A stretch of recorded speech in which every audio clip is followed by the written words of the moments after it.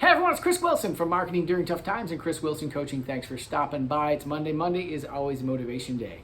And on last week's show, I was talking about how a few of my friends who own businesses, fellow business owners, were having negative thoughts and ideas about their business. So we're worried about the usual stuff, the pandemic, finding staff, the things that just happen when you own a business.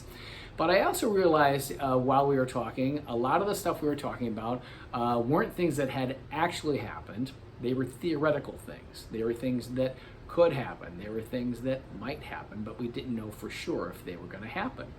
And I realized a lot of what we were talking about was a product of the influence of our surroundings.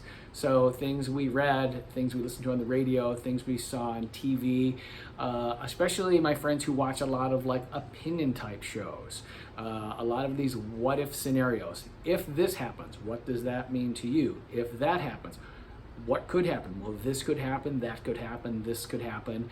And none of them were actually real. They were just sort of made up things.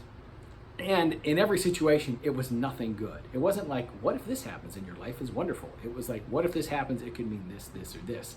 There were some examples. What if the government raises taxes? What if we get shut down again? What if they, whoever they is, everyone has a they, what if they get reelected?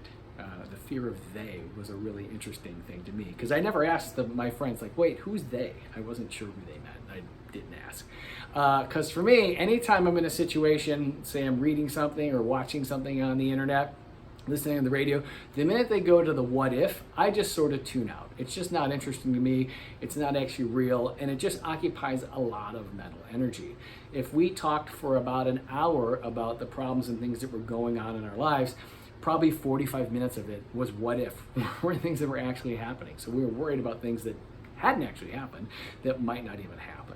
So one thing is, don't underestimate the influence of your peers. One of the things they say is you are the product of the 3 people you spend the most time with. So if you're constantly feeding yourself through the media with negative ideas and you're around people who have negative thoughts and ideas, it's going to bring you down.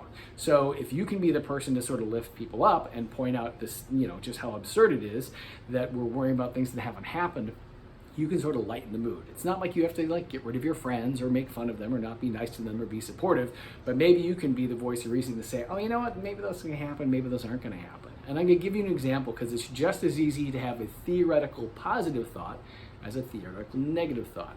So we're in this pandemic.